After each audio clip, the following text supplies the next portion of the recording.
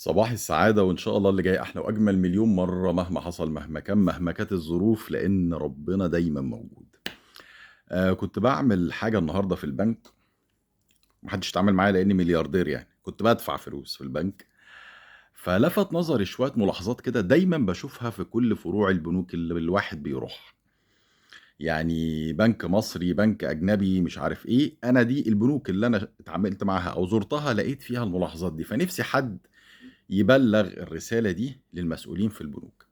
أولها موضوع كبار السن وذوي الاحتياجات الخاصة والستات الحوامل. الناس دي بتيجي تسحب دور زيها زي بقية الناس. فالنهاردة شفت راجل مسن كبير جدا في السن ويا معهوش حد يعني يساعده. فالراجل فضل قاعد مستني كتير قوي. الناس دي يا جماعة بتبقى حالتها الصحية مش مساعداها على الانتظار.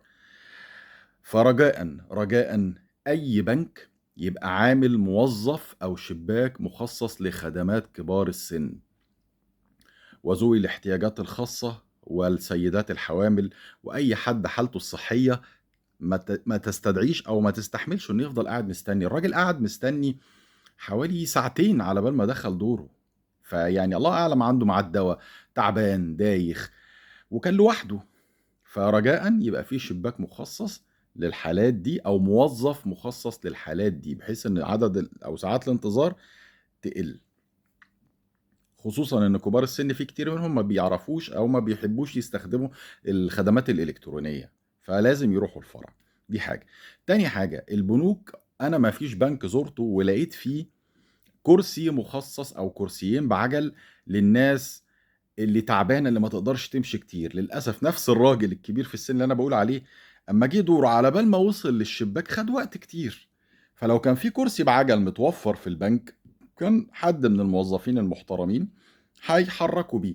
فيا ريت كل بنك يوفر كرسيين 3 لخدمة الناس اللي حركتها صعبة شوية.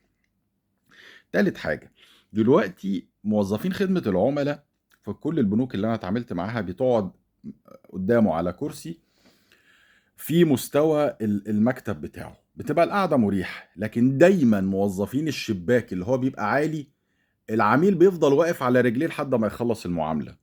فدلوقتي حضرتك لما تجيب حد كبير في السن ولا ست حامل ولا حد عنده مشكلة في العمود الفقري، بيفضل واقف على الشباك قدام الموظف على رجليه لحد ما المعاملة تخلص. خد ربع ساعة، خد تلت ساعة، خد نص ساعة، هو كل ده العميل واقف على رجليه. طب ليه في خدمة العملاء بتوفروا لهم كراسي وقعدة مريحة، وفي خدمة الشباك يا إما تخلي الشباك بنفس الارتفاع بتاع المكاتب والعميل يقعد على كرسي عادي بحيث لحد اما معاملته تخلص، يا اما تجيب لهم هاي تشيرز او تتصرف. العميل بيقف على التيلر او على الشباك على رجليه لحد ما يخلص المعامله وقدامه الموظف قاعد. طب ما تقعد العميل، لان انا النهارده شفت برضو ناس كبيره في السن وستات كبار تعبوا يعني رجليهم وجعتهم. اخر حاجه ودي مهمه ودي تخص الناس اللي زي اللي خطها وحش، موضوع الامضاء والفورمه وكل ما اروح البنك يتبص لي، خصوصا ان انا صورتي في البطاقه من غير دقن.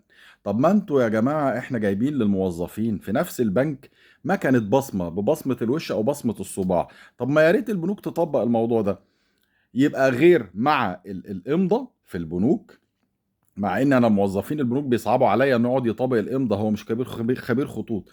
ما تعملوا للعملاء بصمة وش وبصمة صباع. دي موجودة في الموبايل، دي موجودة في مكنة الحضور والانصراف، ولا هي في الأذية ناخد بصمة ودي ان ايه كمان، وفي الخدمة اللي تفيد الناس ما نعملهاش.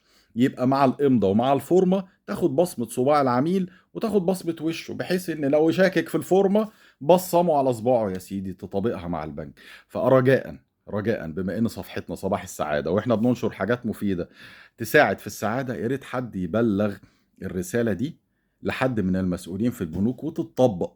اتمنى راحه للناس يعني.